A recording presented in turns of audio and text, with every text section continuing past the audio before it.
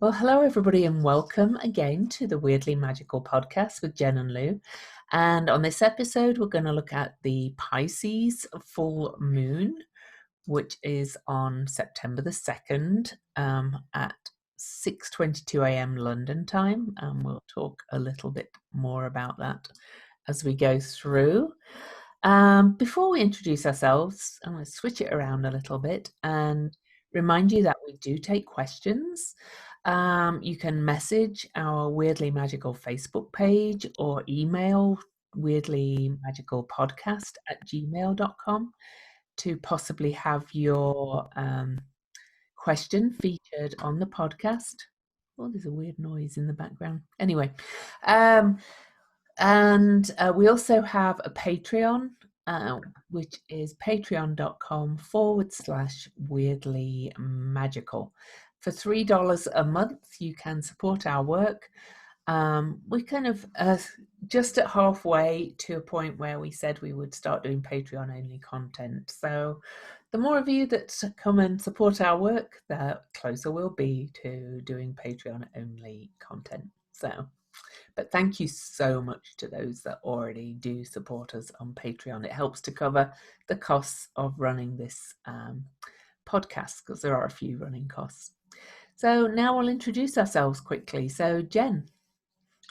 Hey there, I'm Jen Dushin, jendushin.com, and I am an Akashic guide and creator of the Illuminating Journey cards, author of Veshik Cocoon, and I guide my clients to find the truth of who they are so they can live their soul's choice every day. And I'm Louise Eddington, louiseeddington.com. I am an astrologer and writer of 2 books, Modern Astrology and The Complete Guide to Astrology. And I do astrology readings. I am currently getting certified with the Organization of Professional Astrologers.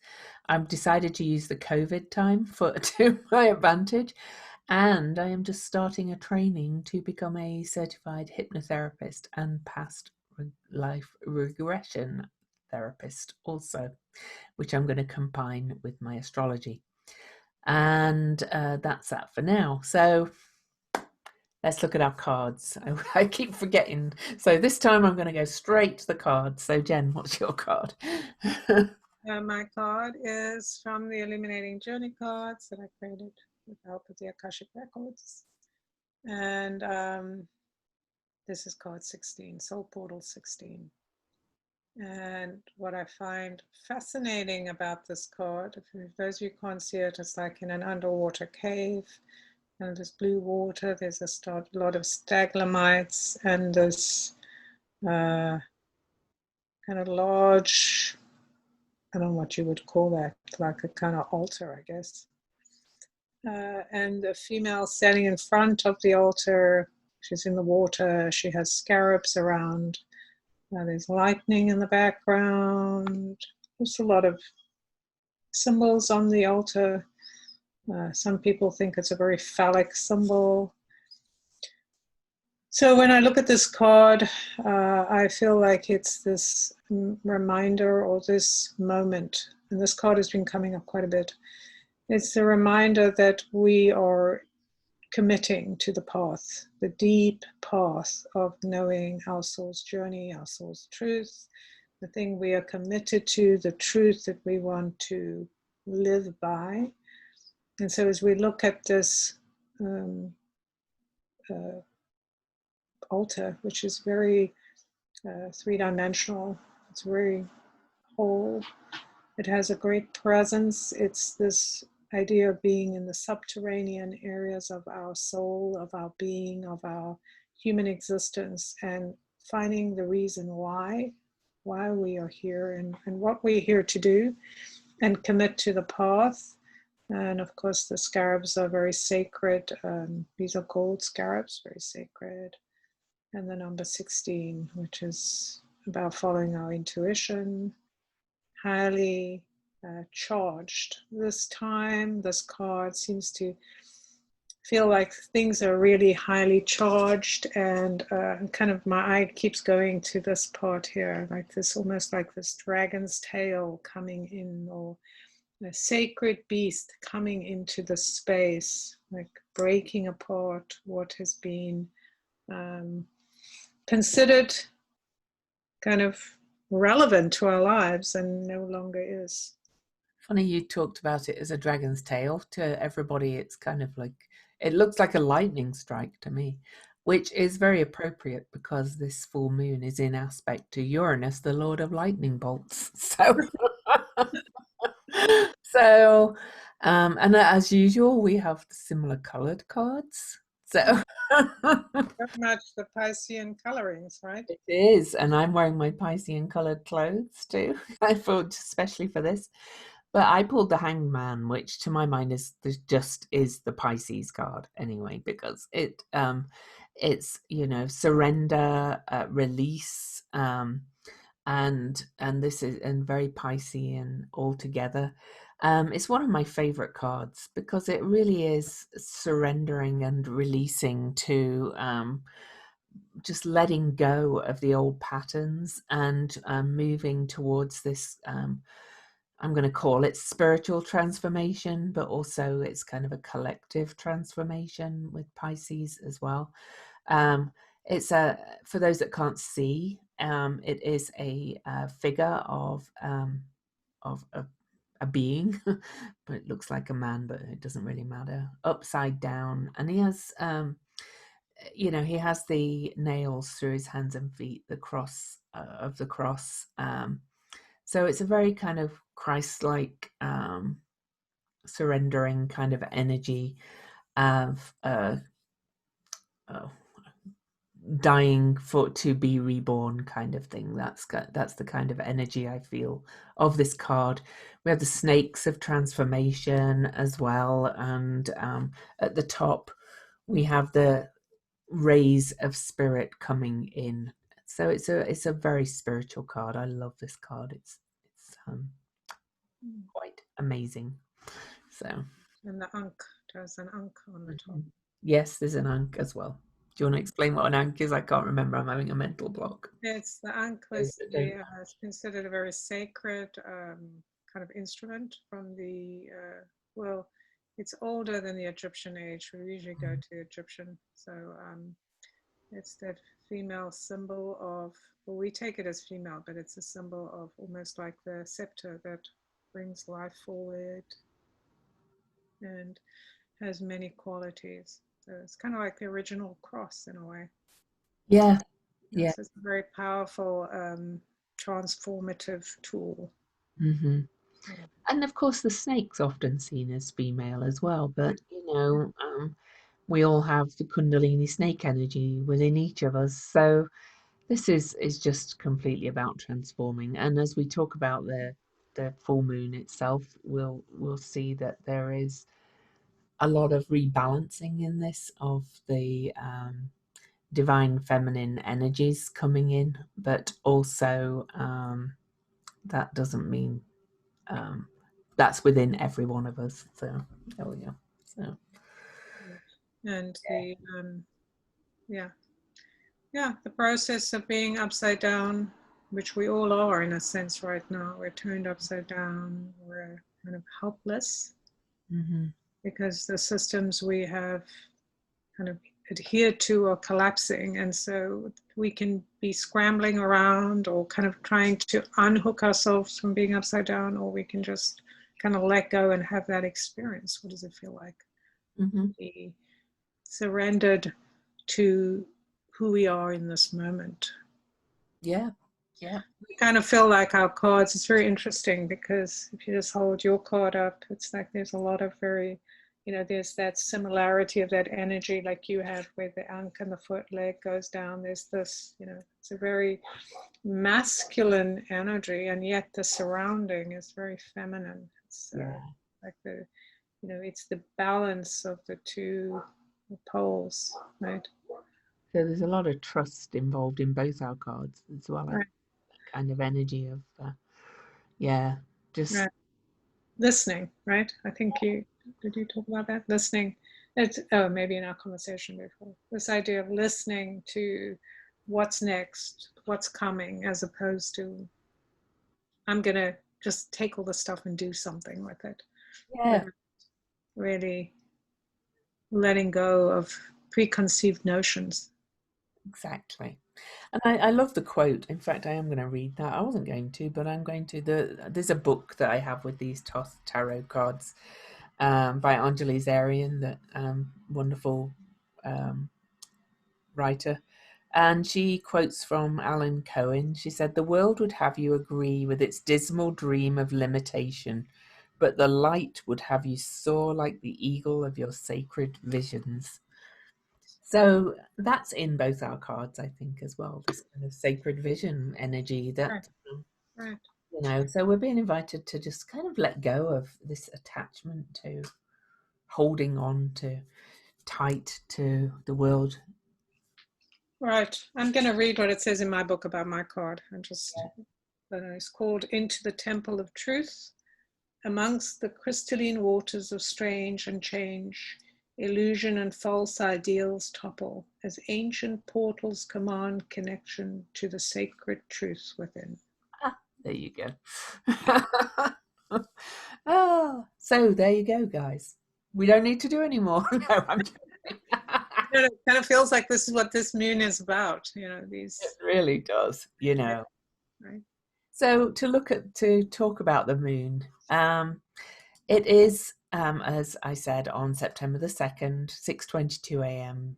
Universal Time, which is London time. So you can adjust for yourself, but I think it's on, because at that time it should be pretty much on the second most places. West coast of the US and Hawaii, I think, are on September the 1st, but it's generally on September the 2nd. It's at 10 degrees and 12 minutes of Pisces. It's a full moon, so it's in opposition. So the sun is at 10 degrees and 12 minutes of Virgo. The closest conjunction to the full moon is Ceres at 4 degrees of Pisces. But the moon is in on almost exact aspect to Uranus in Taurus. And if you remember back, the last full moon was actually square to Uranus. So Uranus, the great awakener, the lord of lightning bolts, is connected over and over again right now.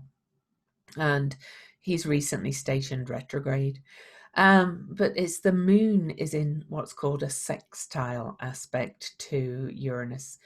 And because it's a full moon, we go from the moon. And I always think of the sextile aspect as an opportunity. So there's that thing I talked about with my card about breaking of old patterns. And I saw a lightning bolt in Jen's. She said it was the dragon's tail, but that would fit as well because that's the south node, which is breaking free of the old ways as well. So it's a very powerful full moon, especially with that aspect to it. Pisces, Virgo, I always think of the little phrase of practical mysticism. It's, bringing this spiritual vision down to earth in a practical, useful way in Virgo, in the sun in Virgo. But before we dive into further, we'll also be talking about there's a huge amount of energy in this chart around 24 degrees and an almost exact grand cross or grand square um, between Eris and Lilith, with Mars close by in Aries, Venus in Cancer, and Juno in Libra, and Saturn and Pluto in Capricorn. That's probably going to dominate even more than the full moon, this grand cross energy, to be quite honest, because it's also tied into Mercury in Virgo and the nodes. So it's a very powerful turning point. After this full moon, that grand cross actually starts to separate as well because Venus moves on. So this is a peak moment, if you like, at the start of September. So Jen, what do you have to say about the numbers? Well, first of all, I want to talk about the fact that September is the 13 universal month. So 2 plus 2 plus 9, that gives us 13, which is a 4. And remember that the year we're in, 2020, is a 4. 13 is the number of resurrection. We've talked about it. It's the number that has been triggered over and over again this year, especially, and last year, but we can see more and more this year. It's a highly significant number because it is about the divine feminine. It's about the things that we have been told are bad or evil or wrong or scary. You know, even buildings don't have a number 13 because so unlucky. So it's that twisting around of our ideas about being connected to our intuition. Both our cards and this moon is about our intuition. It's the Piscean energy, the secrets, but also the awareness of our depth, our connection to the divine. So those are highly important just when you think about the 13 not over, but kind of all over the month. And the idea is about us taking a sacred path, using our expression, our voice, our kind of inner child to awaken the message we're here to deliver or express. And so that means we do need to come to terms with our sacredness and our truth. And we do need to make room for those spaces like the sacred divine, the female and male, in new ways, not the way that it's being pushed out of our normal life, but to be welcomed back in. So that's a really huge part. And so this full moon that's happening on the 2nd is highly significant, of course, the dates and the fact that it's one or two in 2020, so we have more twos. The actual number of this date adds up to a 15, which is the number of alchemy. It's about using our heart. Remember, we moved from the last new moon was about the heart, the Leo, kind of bursting open our heart, the kind of lightning striking our hearts so that we can activate our intuition in a heartfelt manner. It's useless without our intuition. What's the use of ideas and things if we're not connected to ourselves, to the divine, to the humanity of who we are? So those things are really important. And then so the 20 or the 2 is about reminding us of the polarities of how we choose what choices we're making as we go forward. What is the focus of our life, our life's journey? What are we here to experience? Those underlying truths, those underlying secrets that have been hidden, are all being fired up. We're being fired up and we're experiencing fire and storm and all kinds of things, not just mentally, emotionally, spiritually, physically. On every level, we are being awakened and very uncomfortable. And 13 is a number that awakens sudden change that is going to force us to create a new structure. And the actual date that sun and moon at 10, I think that's so amazing. 1 and 0 is the numbers of the universe, the straight line, the encapsulation, the male and female. It couldn't be more obvious what the message is, this idea of finding our self-connection through in the mass of where we are. 10 is the number of instant manifestation. So as we are in this year of increased manifestation, increased power to realize our reality is what we create. It's created through the thoughts we have, the actions we take. And so the 10 reminds us whatever we think about, whatever we focus on will be magnified and made real. So it's a call to newness because 10 is also 1. It's about new beginnings. It's about lighting a fire to our new beliefs. Wonderful. Yeah. Yeah. And, yeah, I can't.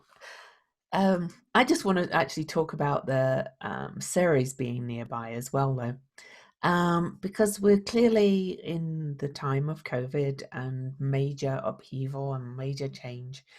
There's an element of this as well as of feeling major uh, grief in a good way. You know, it does. I don't think mean that more's going to happen. We're grieving for what we had, which is fine. Which is because even though we know things had to change, Ceres does represent grief, but she also represents and loss, but she also represents forgiveness. To my mind, this is a very this full moon is really asking us to grieve what we've lost, the old life, and to forgive ourselves and to forgive others, you know, that we may have kind of clashed with and fallen out with, and to move towards this place of wholeness in Virgo, and to move towards also a place of grief and forgiveness for what we've done to our earth in Taurus, where Uranus is. And you know, it's quite clear that our old systems are breaking down, and that it's probably necessary that they do. And this is a very healing full moon in that respect, to my mind, if we step into this energy. The breaking of old patterns, the breaking of blaming others for what we've done, and being critical of others for what the collective has done. It's a real coming together full moon, to my mind, and the gentler aspects to Uranus make it more that way of breaking the pattern of saying it's your fault, and the victim mode of Pisces, which is kind of the shadow of the Pisces energy of feeling like it's all been done to you, by somebody else. Well, we've all had our part in it, over lifetimes of what's come to this, and it's kind of as it was meant to be. So it's kind of coming to this place of trust, surrender, acceptance that we're moving into this new age, and we've got to stop this kind of blaming and hammerheading and all that kind of stuff towards moving into the new paradigm. That's how the actual full moon feels like to me. Almost more interesting to me, though, is this Grand Cross that I talked about, because it's bringing in the players of the Eris story, almost imperfect kind of um, interplay. Now, just as a reminder of the myth, Eris was the outsider. She was thought to be, an ugly person, and very kind of mean and dark. She's the dark goddess energy. And so the gods and goddesses had a wedding, and she wasn't invited. And so she threw the apple, now called the apple of discord, because she was the goddess of discord and strife. And she threw the apple into the party, saying, "To the fairest." And now Pallas Athena, Aphrodite, and Hera or Juno all fought over who was the fairest, and it ultimately caused the Trojan War and the fall of Troy. Well, now here we have Eris exactly conjunct Black Moon Lilith, who was the original outsider as well, because she was Adam's first wife, who would not submit to Adam. And she was either thrown out of Eden or left in a huff. And she was also portrayed as, the dark goddess, the succubus, and who killed babies and all kinds of things like that. So those two are exactly to the minute conjunct at 24 degrees, 24 minutes of Aries with Mars nearby. So very kind of angry energy, if you like, saying, I'm not going to be left out anymore. It's square to Venus or Aphrodite in Cancer, almost exactly. These an opposing Juno or Hero in Libra, almost exactly. Pallas Athena is over there in Capricorn. She's kind of hovering on the sidelines a little bit, but they're in square to Saturn and Pluto in Capricorn. And it kind of feels to me like I think, and I'm not the only one who thinks this, that that myth or the apple of discord may have been a bit misinterpreted. It may have been nothing about who's the prettiest of face. It might have been who's the fairest, as in people being left out, outsiders, outcasts, the poor, all that kind of energy, and fairness in terms of equality. And to miss my mind, this powerful Grand Cross is saying, like, let's all come together and fight against the patriarchal institutions, which have nothing to do with men, and really break them down, and let's create something that's more equitable. That's the opportunity of this Grand Cross, to my mind. Sorry, I went quite long there. Yes, but fascinating. So yes, absolutely. I wanted to mention about Ceres before I talk about the other stuff. But Ceres, to me, what's so interesting is, first of all, she was one of the major players in terms of a female style role, or in terms of the crops, the land, the way we get to use the land and interact with the land is through growth, growing crops, doing things. And she was the one whose daughter went down into, or was kidnapped and went into the underground. So she holds the key to the crops, and she is, or to how we feed ourselves. And I think this is really interesting if you think about in terms of being right by the moon, and this idea of manifesting, or manifesting what we believe in, and how we feed those stories and how we feed our bodies. Because one of the weaknesses of our system is the fact that so many have been left hungry. We haven't just been left hungry because we haven't had the right food. I mean, there's lots, I'm not talking about me personally, but there's a lot of people that are starving or get to eat terrible manufactured food made out of sugar that doesn't help them, right? And so through the ages, talk about unfairness. A way of controlling people is through their stomachs, right? We can be as smart as our stomachs are fed. And so that impacts our mind, impacts our choices, and it can lead to lack.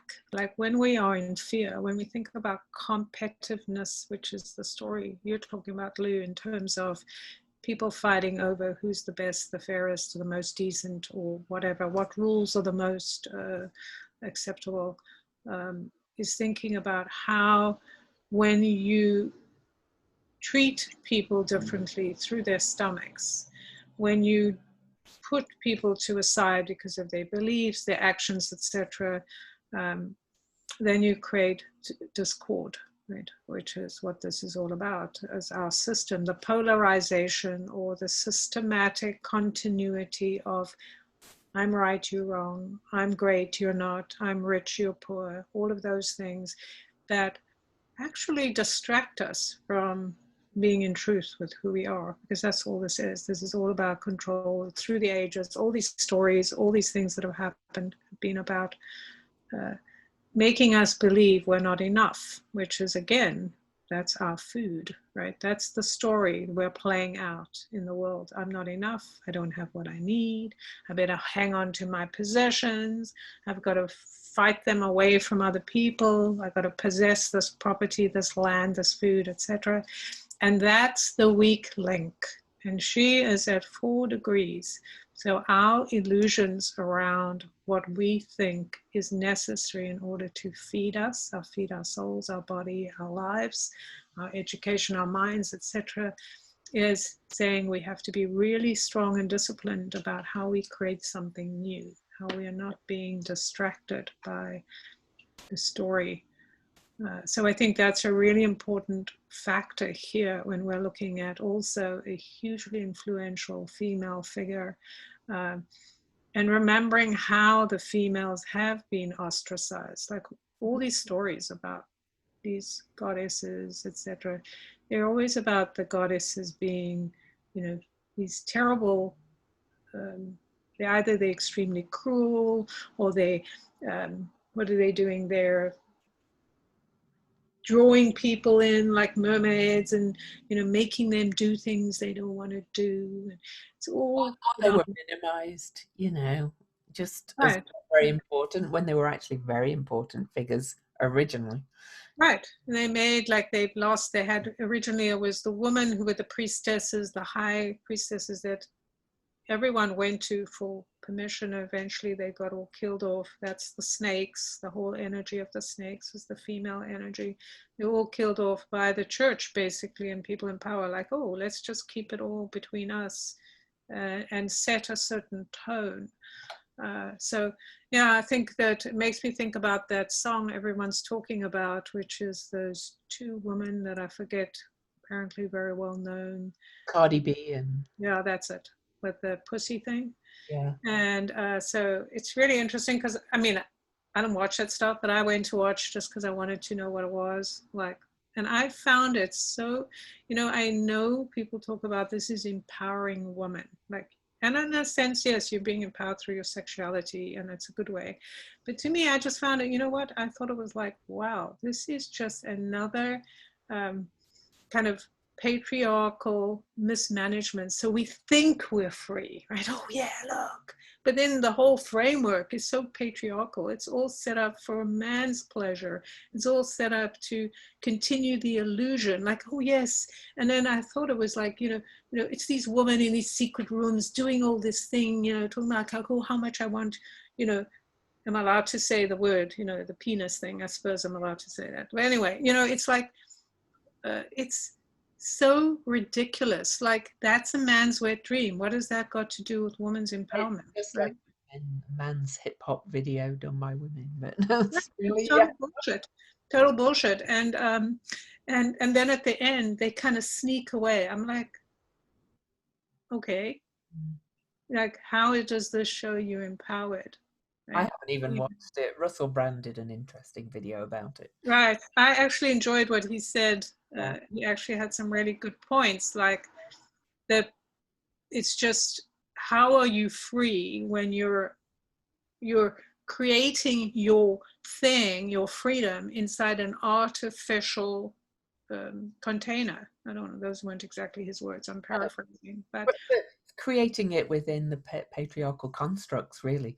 And he right. was talking about, how, and it's something I've long said about feminism as well, like a lot of it is about trying to fit into the man's world and Right. Be be accepted. like them rather than be. Be accepted in a patriarchal structure. It's like, you can do that, I can do it too. It's like, who cares? Like, the point is, for me, when I look at this moon and I look at the time we're in, it's like, we have to be courageous. We have to go beyond. We have to be like Eris and Lilith and go, I'm not following your rules, Yeah. right? Move that shit out of my sight. Get away. Sorry, I hope I'm like, I don't know if I'm allowed to say all these words. Anyway, I'm saying them. So. I just have to put a warning on when I. Okay. I'm sorry. But, it's, to me, that's the thing, that the illusion that we all have, and that's the Piscean thing, the illusion that if I just behave within this structure, I'll be okay, I'll be safe, no one will stop me from expressing myself. But who cares about that structure? Because that's the structure we have to break down, because as long as we're playing to it, it's going to control us. And those people are going to, when they come along with their orders and they tell us what to do, people are going to follow them. Like this whole thing with these conspiracy theorists. Like, I'm like, they were really upsetting me, because I feel like they're slowing us down. Like, stop this. They're slowing us down. We can't move forward. And I had to ask the Akashic Masters, what is this about? And what's going on? Like, I'm so irritated. And they're like, well, what do you think the world is about? What do you think the purpose is of people being here? And I'm like, to express themselves. And then they're like, well, they're just expressing themselves. So I'm like, oh, okay, I get it. Mm-hmm. And then just realizing that I had this, what do you call that thing when you suddenly have a moment where something comes through? Download. Something, yeah, something like that. Okay, download. But one of those eureka moments. Yeah. And I was talking to somebody and thinking, well, what if all these people that have these conspiracy theories, the reason why they're hooking into conspiracy theories is because they don't know what to do. Like people like you and I, Lou, we're very curious and we've never really followed the rules. But Mm. for people who've usually followed the rules, it must be pretty terrifying seeing all of this stuff collapsing and like, oh, I don't have an opinion because I don't have somebody telling me what to do. Oh, here's somebody with an opinion. Okay. And they're really strict about it. I'm going to glom onto it. Right. So it kind of makes sense. So you think about like that, like, oh, I don't know how to think for myself. So I'm going to find somebody who's very opinionated, because usually people like us, we're opinionated, but we're not opinionated in the sense of trying to make other people agree with us. And they're used to, that's the patriarchy. Yeah. Like there is only one opinion. Everyone will be punished unless we have one opinion.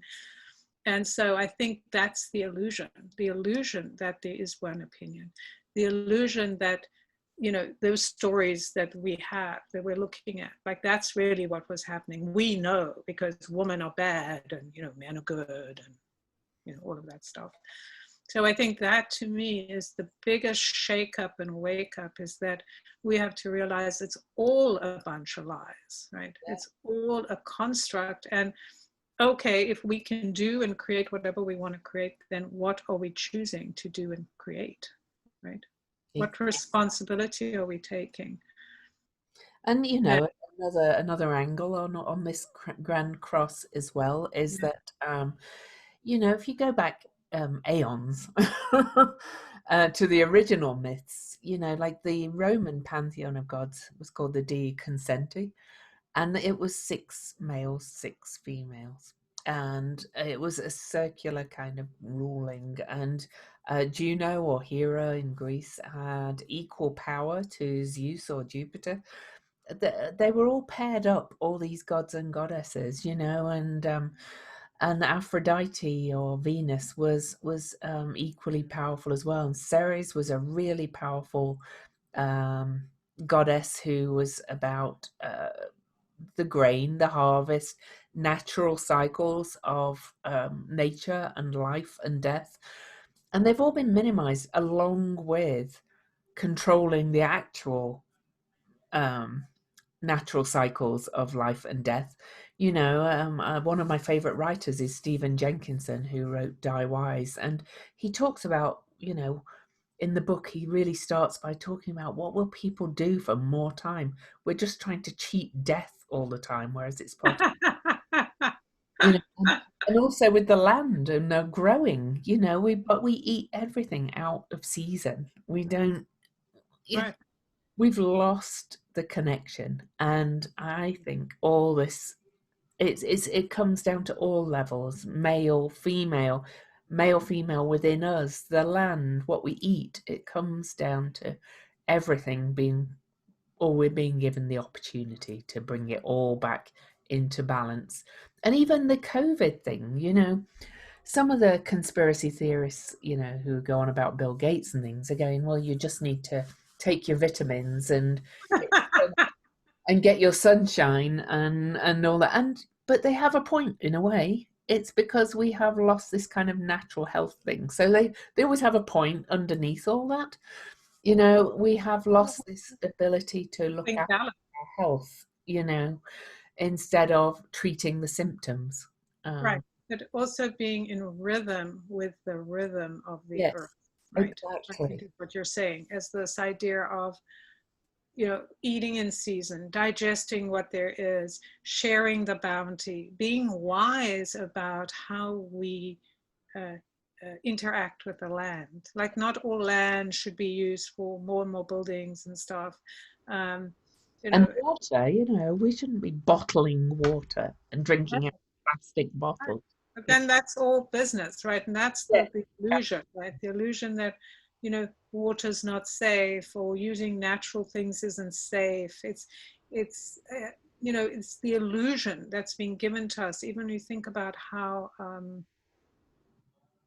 you know, a lot of vitamins, etc. Like here in the States, they have the FDA, which kind of looks at things and says what's safe and what isn't. And there's so much controversy around that because they don't really say that about, like, you know, you can have vitamins, but you're not allowed to say it has any properties. But then you can bring some weird medicine that's killed people through the trials, and you can say it does all this stuff. And, you know, it's that what's the illusion, what's real. And again, listening to some expert who's, you know, another, you know, it's the Oz concept, right? Behind the curtain, you have the feudal guys in the underwear. I don't know, there was this great movie I watched about this guy. I think it was a French movie. I don't know, it was on Amazon or something. I think so. Don't remember the name, but it's about this guy who's God, and he's like sitting in his underwear in this room, like in this awful little room with a computer, and doing all these crazy things just to amuse himself, right? And so it really is this idea that what's the illusion and what's real, and the only way we can find out is by actually traversing through, like having all these crazy things happening that are peeling away layer after layer. Oh, there's another illusion, that's another illusion. But it's not enough to recognize their illusions. We also have to recognize the path, like the thing we're connected to. And the only thing that is solid is our connection to the universe, our connection to our spirit, the awareness of our physical body, the earth. Those are the real things, and everything else is just a little play, it's a little thing. So, yeah. Yeah. Oh, so what would you say about the fact that I know you've talked about 6 before, but I think it's really when we looked at the degrees with Eris and Lilith conjunct exactly at 24, that's just like, Right. I That's know so there's lots amazing. of 2s there. There's the 4 again. There's 2 6s. There's, well, 4 6s. Yeah, so we have a lot, 2, 4, 6. Yeah. Repeating. So the thing that's so interesting about the 24, and of course, remember I said that the day is a 15, so it's also the universal date is a 15, so it's a 6 as well, is the 6 is our kind of connection point, our human connection point.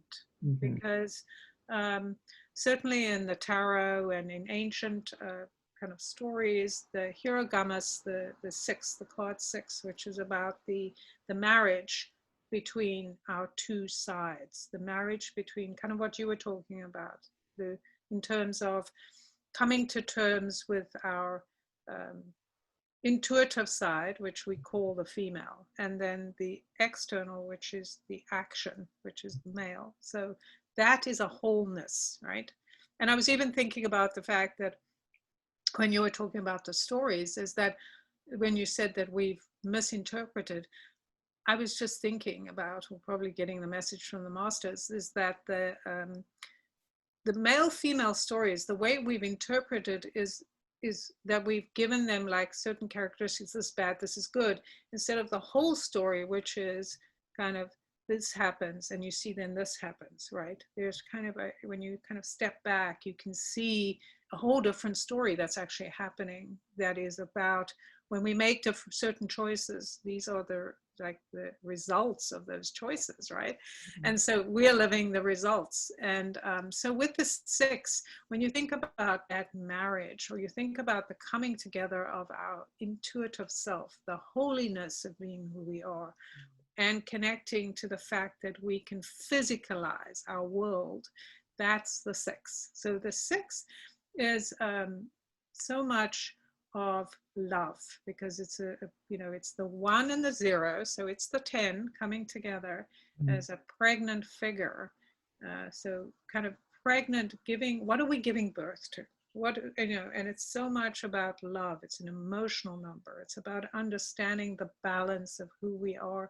Not just like 2 is coming, like, where am I? But 6 is in community with our loved ones, with our inner balance, with our communities, our families, our homes. It's all of those things it's a very abundant number. So it's a kind of a crossover number in that sense. And 24 is kind of that number which gives us like, we are in balance, in true balance. That's the 24, where we understand the power of our love and how we can create, and not just create, but that thing with Sirius, which is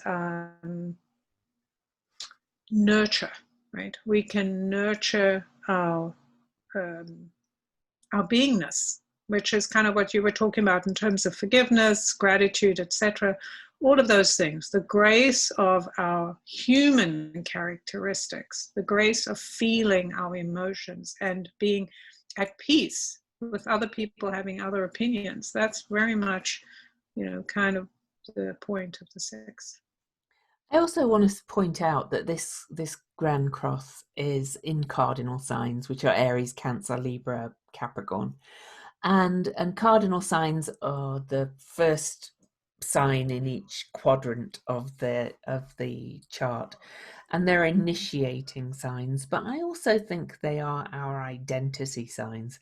I always think of Aries as kind of the I am, and Cancer, who am I in family, in relationships, and Libra, who am I in relationship to more people than the immediate family, and then Capricorn, who am I in relation to society, the world. So this Grand Cross is just changing so much. It's been active on and off. We had the Uranus Pluto square in Aries and Capricorn going on from, I think it was 2011 to 2015ish, around that time. Our actual identities are shifting in relation to who we feel we are, in relation to who we are as within families, what the family means, what greater society means, what equality means, and what our institutions mean, and the public, and how that must represent our changing identity. Now, if you have any planets around 24 degrees of the cardinal signs, again, Aries, Cancer, Libra, Capricorn, you are being personally transformed greatly by this. But it's also tied in with aspects to the nodes. They're at 26 degrees in this chart. Mercury, they're at 26 degrees of Sagittarius and Gemini, just to because not everybody remembers where everything is. Also, Mercury is at 24 degrees of Virgo. So Mercury is tied into all of this. So that brings in the mutable signs as well, bringing change. And I did want to mention Haumea, the dwarf planet Haumea, because she doesn't show up on this software that I use. So, but I happen to know that she's still at 25 degrees Libra with almost exactly conjunct to the asteroid Juno in this chart, and she's the planet of fertility and birth, and represents that. So this is massive, to be quite honest. This Grand Cross, we are birthing and destroying the old institutions and birthing the new in major ways with this Grand Cross. I do think the COVID, the virus, is a part of it, because Hygeia is also involved, and she's global health. She's over there with Venus in Cancer in this. So the virus itself is changing who we are in the world and our identities. I just cannot emphasize how huge this is and what a big opportunity it is to step forward in really major new ways in our personal identities and how we relate to each other and the institutions we create in the world. It's probably that this month and the next few weeks are a time even more than the conjunction from January, where Saturn Pluto were conjunct. That kind of started it. This is bringing the real change, to my mind. Yeah, I think you're absolutely right. I was just thinking or hearing about the fact that what is actually happening in this grand cross is kind of a crossing over. I know we've talked about it, but a crossing over of the rigidity. So as the kind of tension that we might look at that Saturn has represented to us, or the roles that many of those stories have played or plagued on us, like keeping a certain structure in place, as that is being battered and broken down through persistent resistance. We're moving into that mutable energy. And what's so important here again is when you understand that everything is breaking down, and therefore it is the most important time to take a stand for what you believe in. You just cannot give up. You just cannot sit down and say, I'm sitting this one out. On whatever level that is open to you, you must stand for something, for your own enlightenment, for your own connection to the divine, for your own peace of whatever it is in the world. Because the truth is, you're standing in the world, or how you show up in the world, what your family, the connection with your family, all those things Lou was talking about, none of that matters if you don't know who you are. And the only way you can know who you are is by taking a stand about something. And that stand, or setting that boundary, which is what all of the two energy is about. It's about recognizing I have boundaries within me. That means my belief system. That means the actions I'm willing to take, the words I'm willing to do. Who am I willing to stand up for? What am I willing to speak out about? On whatever level matters, because if you don't do that, it's like in the mutability, your power is taken away, and somebody can hook into that, or people, that's what they do. That's the whole point of these conspiracy theories, as an example to us, is that you just glom on someone else's thing. Like, some of the things that they're saying are probably true, right? But when you just glom on, instead of saying, oh, that's interesting, tell me more, I'm curious, I want to know more, but hey, no, hands off around that, I don't believe that, that's the juicy part of how we grow. We grow through our curiosity. We grow by understanding of our capacity to love and to feel that this thing that we're building is so beautiful and so worth the effort, that I'm going to swallow my anger, or I'm going to, maybe swallow anger is not the right expression, but I'm kind of going to change the way, I'm going to mutate the way I express my anger and put it towards something. I'm going to filter it, so it's not just yelling, screaming, going, you're wrong, I'm right, but it's more like, this is who I want to be, and coming back again, this is who I want to be, and this is who I want to be. It's like, yeah, okay, let me just see, I'm going to try this, does this work, tell me the answers. If people aren't willing to even tell us why they're thinking the way they're thinking, or why they're coming up with, or why they have this solution, then are they worth following, right? Because to me, the most powerful thing of any leader is their willingness to grow and to answer questions, right? We should all be listening and asking questions, because we can't be good listeners if we're not asking right questions, right?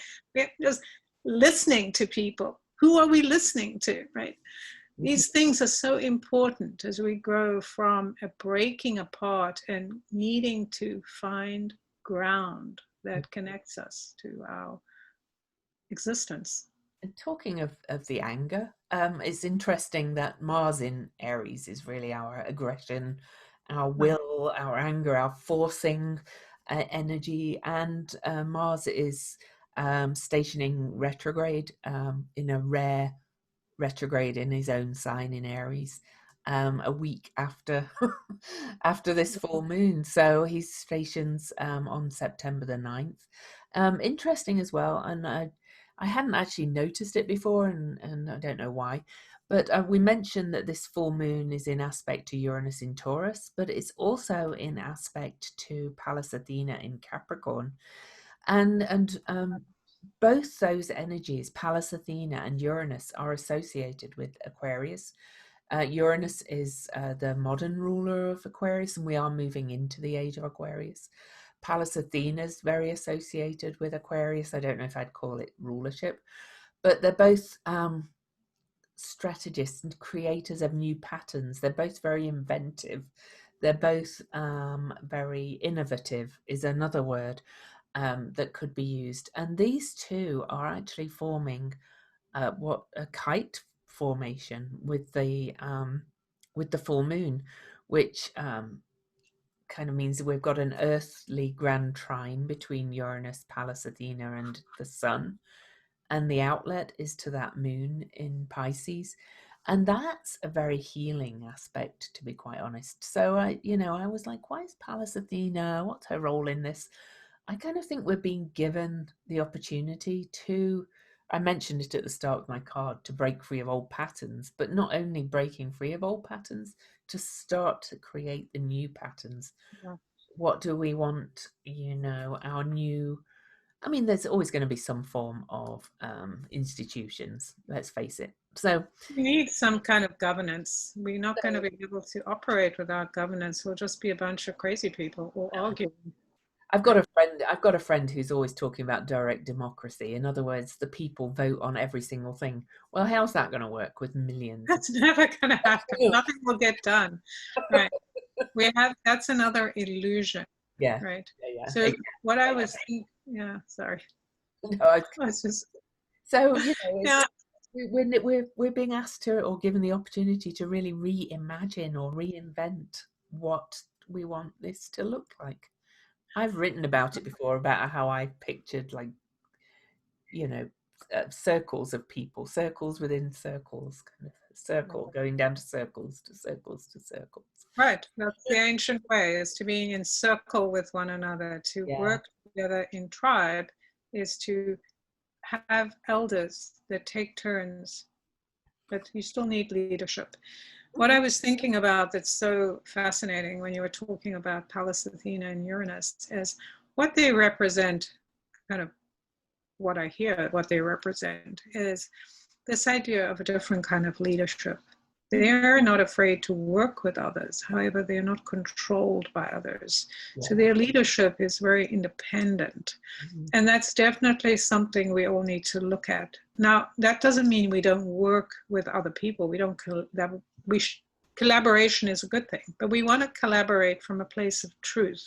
We want to kind of represent what they represent, which is, this is my truth. Yes, the collective might think this, but this is my truth, and I'm not going to give it up because it's convenient. Mm-hmm. So that's kind of, as we create, because we are in the time of creation, and what we're creating right now, we do through doing, right? Yeah. That's the beauty. Like, we have to take action. We can't just create things in our head. Oh, this is a great idea. It's not going to do anything, right? We actually have to go out and do things. We have to watch the words we're using, the way we think. What are we putting energy towards? I think, certainly in the past, and hopefully this will change, so many of us are used to focusing on a negative. Like, that's our pattern, right? Oh, I knew the shit things were going to happen. Oh, watch, it's just going to turn to shit. Like, those are the kinds of things we say to ourselves. It's almost like that's our safety valve. Yes, I want it to turn to shit. Not that we consciously want to, but almost like unconsciously. We want it to go there because then we can be right. Then we can feel safe in our rightness. But that stuff is messing up our lives. So we want to be like, how do I train myself so I actually want the good, even if I'm wrong? Mm-hmm. I want that amazing outcome. And to me, that's what Uranus and Pallas Athena represent, is they hold that space, like good generals. It's you hold the space for the truth. Mm-hmm. When we look at leaders that we look up to, and those are the people that hold space for good things to happen, not bad things, because they don't care if they're right.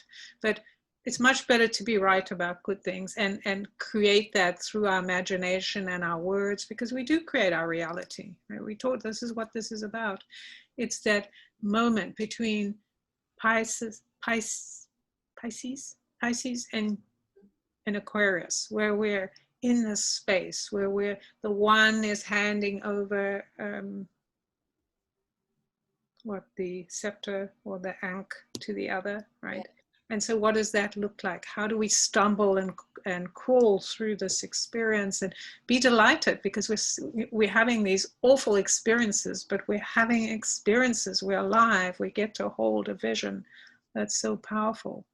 To be clear, we're talking about the precession of the ages there. We're moving out of the age of Pisces into the age of Aquarius because the ages move backwards. So Like the nodes, right? yes, Like yeah, the nodes. exactly.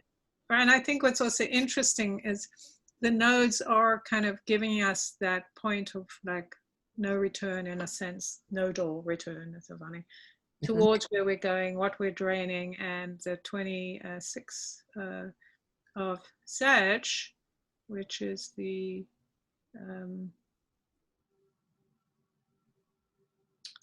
the What, conjunct the galactic center? Is that what? right, exactly. Yeah. That's exactly what I was going to say. Galactic center's at 27, so it's just moving off it for this, but it's still on it. So yeah, because it's a big Right. So it's interesting, and it's an 8, so it gives us the strength to, move into where we need to. I just think this setup or this play that's happening, if we think about this full moon as a play and a moment in time, is that all the players are handing us these, they're giving us the seeds, but until we take the action, nothing changes. Like, it's like watching a movie. If you just see what you need to do, but you don't do it, then it's kind of like the moment is gone, right? Absolutely. And that's why I keep calling it an opportunity because, I mean, there are certain things that, this is so powerful. Certain things are going to change anyway. And like Jen and I have talked about a lot, they're all players in the game of this changing society. Donald Trump, his role really is to show us our collective shadow in our face so that we can go, we don't want any more of that. Thank you very much.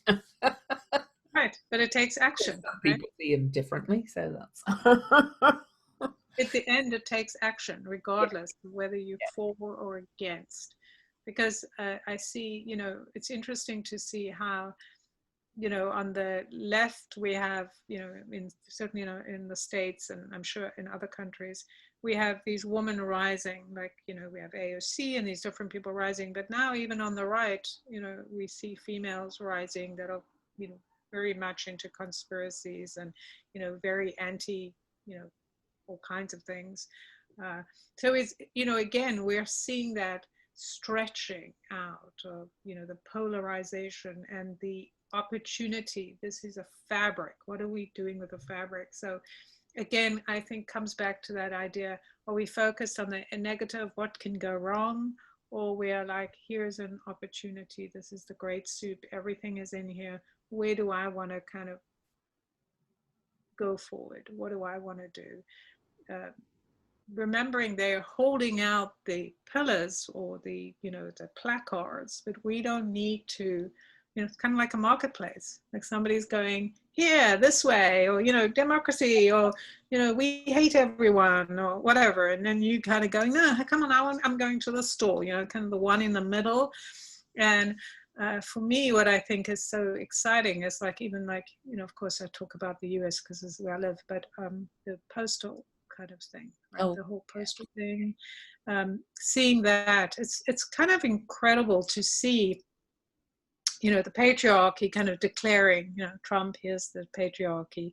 I'm gonna, I don't like the mail. It's impacting me. I'm gonna move all those mailboxes. I'm gonna put somebody in charge. And then, then people kind of going, wait, the mail. All of us can get behind something like the mail. yeah. No, don't take it outright because everyone's impacted by the mail. And so it's so interesting to see, yes, actually, wow, they did make a difference, right? Here's someone saying, what? That's not going to do anything. Protests don't do anything. And yet. Yeah, it did stop it. It stopped the destruction of the USPS for now. But it doesn't, the point is, it doesn't matter. We can't get hooked into that. like how it's morphing or changing. What we can get hooked into is the fact that our choices make a difference. Our actions make a difference. How it all turns out, we don't know. It's like that tale, you know, that good, is it good? Is it bad? We don't know, right?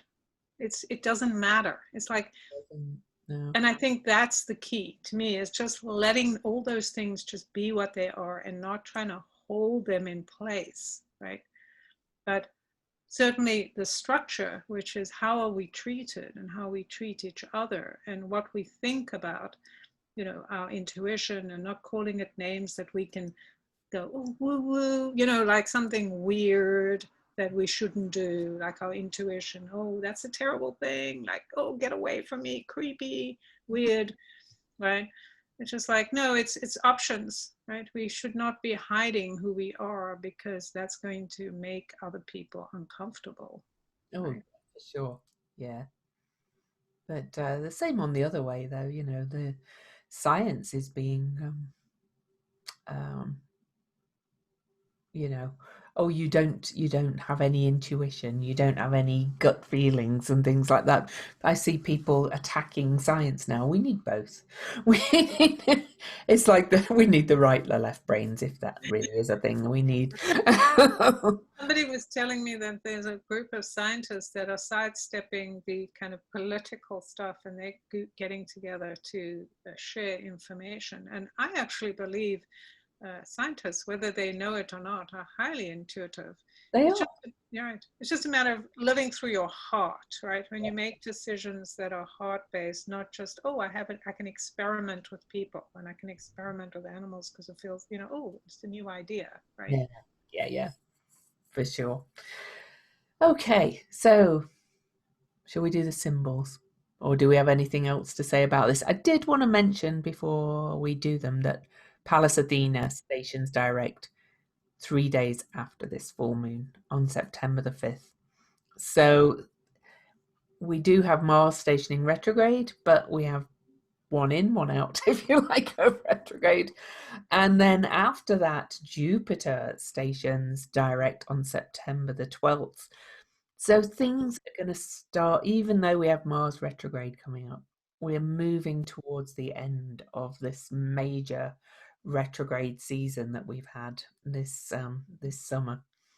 So I just wanted to add that in. No, I think that's important. And maybe to just talk a little bit about I'd like to chat a little bit about the Mars retrograde. I do believe it's going retrograde at 29. Is it 29 degrees? 27, I think. No, Oh, 28. Oh, we were both wrong. In the middle. 28 I degrees couldn't, and couldn't remember, it was 28 or 29. So, 28 degrees and yes. 8 minutes, actually. Okay, so 28 degrees, how many minutes? 8, 28? 8. 28, 8.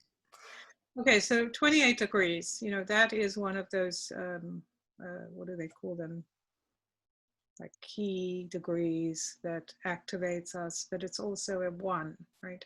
Mm-hmm. So just thinking about 28 is the number that forces us to trust ourselves instead of others. Mm-hmm. And I also think, to me, a lot of the whole Martian thing is so misaligned, where people always talk about Mars as being this warrior that destroys everything. Um, it really is our passion, our libido, the thing that wakes us up.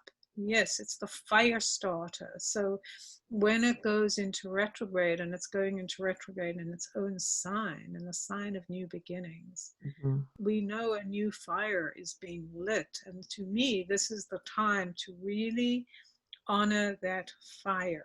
Fire is such a sacred part of our, you know, growth and our birth. We've just been talking about birthing and holding, you know, giving birth. Like when you're pregnant and you know, you eat the right food, you do all these things, you sleep because your body takes over. But the part that they never tell you about, it's like when you get married, they always talk about the wedding, but they never talk about what happens afterwards. When your baby is born, when you're married, it's nothing like them, like the fairy books, the storybooks. Yeah. It's awful, right? There, it's just like it's kind of terrifying because you don't know. You've got this thing, you feel clumsy, you don't know how to do it. It's just like, I had no idea. It was so hard to, um, change my whole life because now I have a living being that I have to take care of. And I think this time with Mars is understanding our emotion and our anger. The thing that we have a lot of anger that we haven't processed because we've been told to shut up for so long and to But behave a certain way. I Go also, ahead. I also think, particularly as a woman, we've been told that being angry is wrong. So I think this Mars retrograde is changing how we feel about anger, because anger can be very empowering, Right. where it's directed. That's the good. And healing. But the point is, this is it. It's up to us to use the fire, right? We can use fire to burn down buildings and things, but we can use fire to warm people Mhm. and to read by the dog. So it's like, how are we Yeah, as using well. that? Mars in Aries is inspiration too. It's Oh, yeah, right. pure inspiration. It's like, yeah. Right. So even though it's, so it's understanding, like it Mhm. will make us more fiery. How are we tending the fire that's burning within us?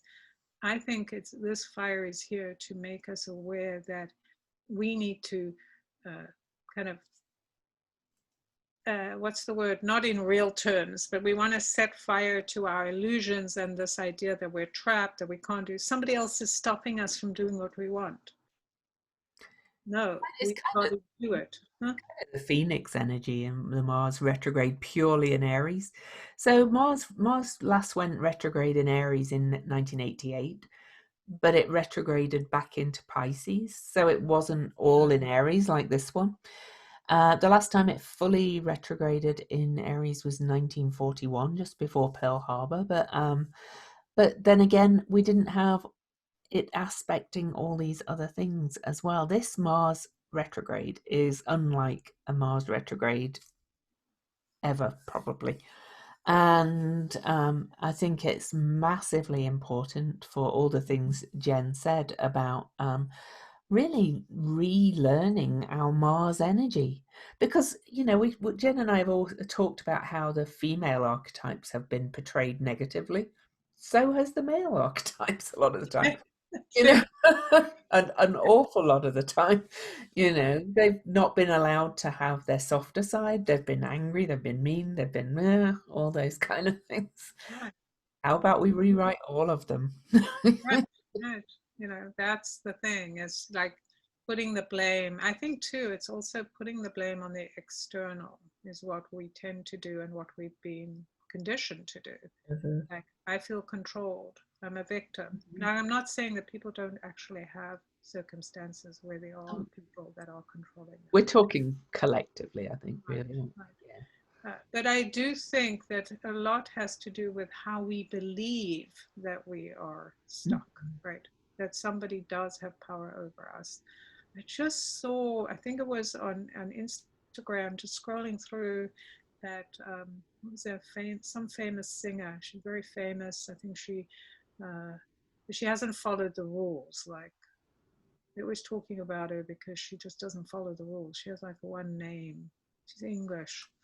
Anyway, she had posted, she read a book by somebody and she never even realized, and I think this is so true, I just never realized that she had power over her own thoughts and can do what she wanted. Like, and that's collectively is really the truth. And it's like, wow, yes, this is how we think. Like, oh, you mean I can just walk away from this? I don't have to be controlled by somebody else's idea that I need to be punished. And sometimes it's harder, but just knowing that that's not what life is about, that relationship you have or that entanglement you have with someone or something is not real, right? It's real because you are in agreement with it. But when you go, well, wait a minute, I don't actually care about what this person does or thinks. I'm just going to move away, right? And I get this a lot in my clients because this is the work that I work with in the Akashic Records is, you know, Mhm. dissolving a lot of these entanglements. And yeah, to me, this is the sacred work, and that's where we can light a fire to our old beliefs that somehow somebody else has control over us. Because if we're connected to the divine, what? I'm dying to know who the singer is now. Adele? Oh my God, yes, Adele, that's it. I knew you were going to go off and try to think about it. Me, I'm like, but it's Adele, exactly. I really admire her, not only because she has an amazing voice, but because she has lived her truth. Mm-hmm. Yeah, she has. Yeah. She has not, when people said, oh, if you're famous and you're a singer, then your whole life is out there. She has just done whatever she's wanted to do. Mm-hmm. And that to me is an example of how we get to be. You know, that to me is the Pallas Athena. It's the Uranus energy. It's what we do to be who we are, to be that amazing singer and to live our private life. And yeah, why do other people dictate how it is? That's such bullshit. no, she is a good role model, and she doesn't get what people Right. think of her either. So. And the thing is, she creates controversy, and that's so interesting. People are always picking her out, and she just keeps doing what she does. And like, I don't care. I don't care if I look foolish. I don't care if you say bad things about me. You're not controlling my life, right? Yeah, exactly. We can all learn from it. Yes, we could. Anyway, we should do the symbols. Can we go? Yes. So you do yours this time. Okay. So at 11 degrees Pisces, men traveling a narrow path seeking illumination. A woman traveling a narrow path seeking illumination. People. People, thank you. I couldn't think of what it was. Like, yeah, people. The keynote is the capacity inherent in every individual to seek, at whatever cost, entrance to a transcendent realm of reality. Wow, that's just what we've been talking about. Mm-hmm. This refers to the ancient and eternal symbol of the path of discipleship. The greatness of people is that they can always be greater, and the belief, deeply rooted in everyone's inner nature, is that if they fulfill the necessary conditions, we can find elders who will have already attained a higher level of consciousness and will transfer the attainment and light to each individual. The path is always open to the pure in heart, the mentally aware, the conqueror of emotions, and the spiritually self-mobilized. So this opens up a new level of consciousness. People are always in the making and remaking. They can always go further, reach beyond. But every person has to take the first step. Someone can show us the path, but individually only, alone, can we do the walking. Thus, the Zen injunction, walk on. I love that. Yeah, powerful.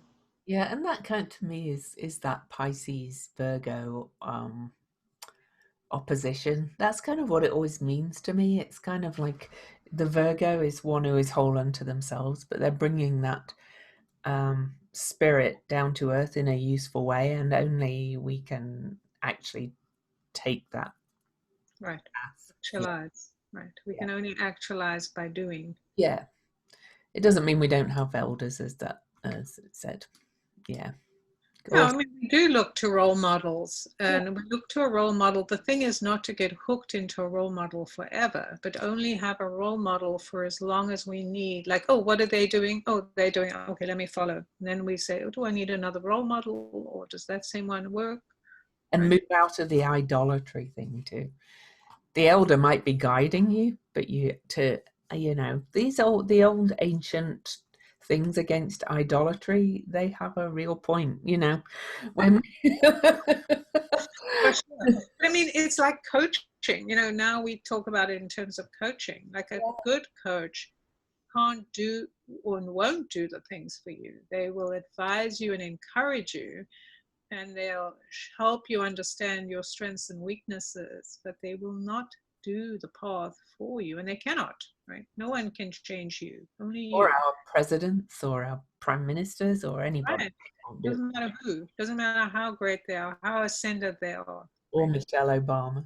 I'm sorry, I like Michelle Obama. I think she's a wonderful woman. But the idolatry of her speech at this, yes, yeah, it's just Did like, you say, oh, Michelle Obama? Oh, that's so funny. I couldn't hear the name. It was like Angel O'Little, something Michelle like. Obama. Right. No, now I know who you mean. Yes, I agree with you. Yeah. She's an amazing human being. She's a wonderful role model, but she's not an idol. And we have to stop getting hooked into idolizing. To me, that's the whole point of this moon, right? Is this the Piscean illusion about what happens when you idolize, and the as you were saying, unto yourself, the Virgoan energy of I have to do my own work. I have to go through the whatever it is, the suffering, the challenge, the hardship, because the fire. I have to go through the what do they call that when you are, or the hero's journey when you're burnt, you know.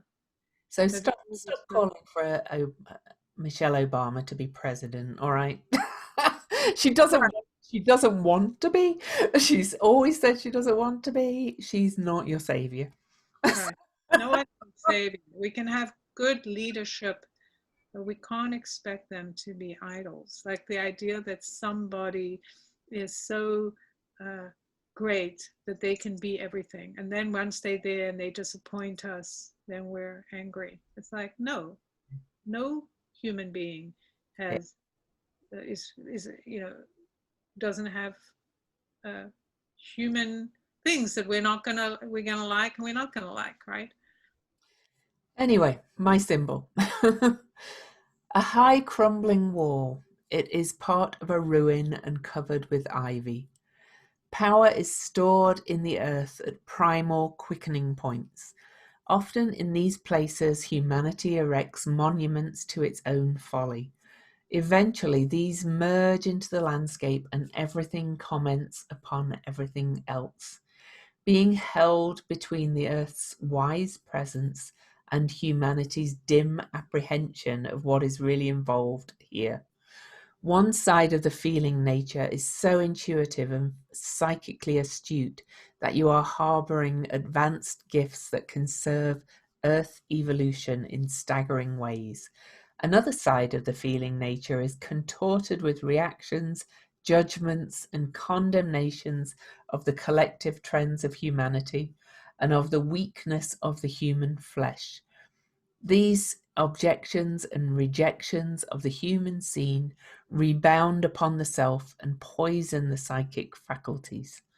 It is only when you heal and forgive and renounce the minor, key, irritable voice inside and out that the flood tide of burgeoning awareness of what is arising in this earth with all its ripples can wipe away the false structures and foster the new birth, the tuned in and blessings, focused outlook and inlook.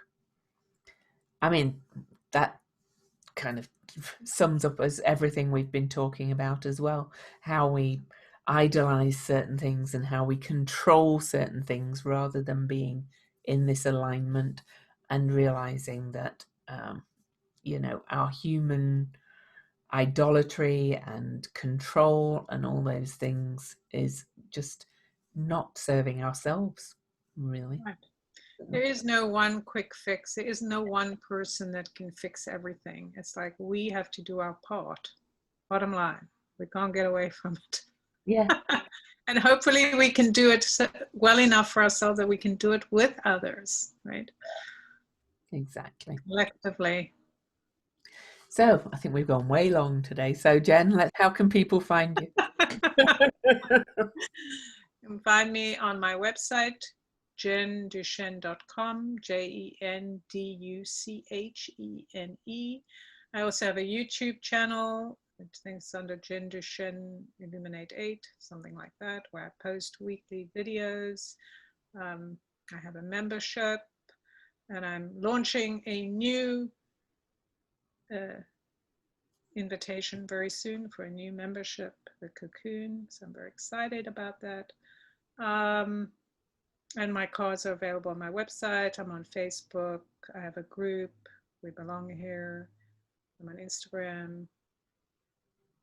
Yes, I think, yeah.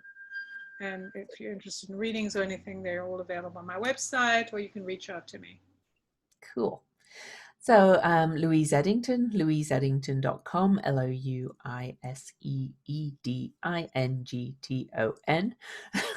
My business name is Cosmic Owl Astrology. I have Instagram under that name, YouTube under that name, Facebook page under that name. I also have a group, the Cosmic Owl Astrology Cafe. So if you search that, you'll find everything. My 2 books are available through my website, as are ways to work with me also. And please don't forget that we have our Patreon, patreon.com/weirdly magical. Just $3 a month, less than a Starbucks latte. And you can keep our work going on these podcasts. So, we also have a Weirdly Magical Facebook page and a Weirdly Magical Instagram. So all followers and likes and all those things appreciated. Oh, very much appreciated. Thank you. Thank you. And always thank you for listening. I love hearing people go, oh, I listen to your podcast all the time. Awesome. We love reviews. We love hearing about your stories and how we impact you. It is really such a joy. Thank you. So for now, it's goodbye from Lou. And goodbye from Jen.